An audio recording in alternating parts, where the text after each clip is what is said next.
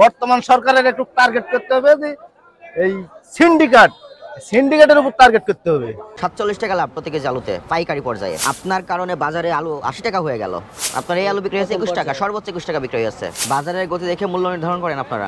আপনাকে ১ লক্ষ টাকা জরিমানা করা হলো। একটা আলুকে কিনতে যাচ্ছি ৮০ টাকা কেজি, মাছ কিনতে যাচ্ছি ৮০০-৯০০ টাকা কেজি। এতে আমরা খুব খুব কি অবস্থাতে আছি তাহলে আপনি নিজেরাই বুঝুন। দেশ ভালোই চলছে, আলু ১০০ টাকা কেজি, বাগুন ১০০ টাকা কেজি। দেশ ভালো চলছে, আলু ১০০ টাকা কেজি, হ্যাঁ, বাগুন ১০০ টাকা কেজি, পেঁয়াজ ১৫০ টাকা কেজি। দেশ তো খুব ভালো চলেনি, সংকটময় ভাবে চলছে।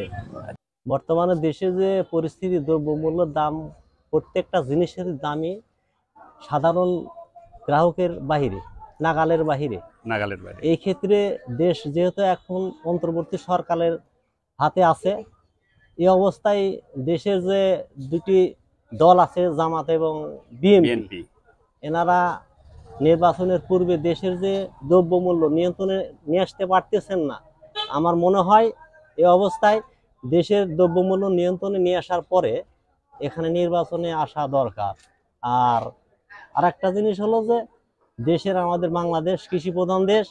এই দেশের মূল জিনিসই হলো কৃষকের যে সার, কীটনাশকের যেগুলো আছে, এখন আলুর বীজ, এই জিনিসগুলো এখন উৎপাদন হবে।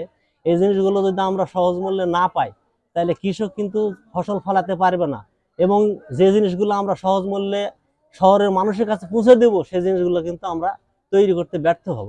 এই ক্ষেত্রে সরকার তথা যারা নেতৃবৃন্দ আছে, যারা দেশ পরিচালনা করছে, তাদেরকে অবশ্যই এই দিকে নেক নজর দিতে হবে। আচ্ছা, এই দেশটাকে ভালোভাবে পরিচালনা করার জন্য, দ্রব্যমূল্যের দাম নিয়ন্ত্রণ রাখার জন্য কি ধরনের সরকার আপনি প্রত্যাশা করছেন এবং কাকে? আমি মনে করি বর্তমানে যেহেতু আওয়ামী লীগ একটা বড় দল, বিএনপি একটা বড় দল, এই দল দুইটাকে আমরা দেখছি, বাংলাদেশের মানুষ দেখছি।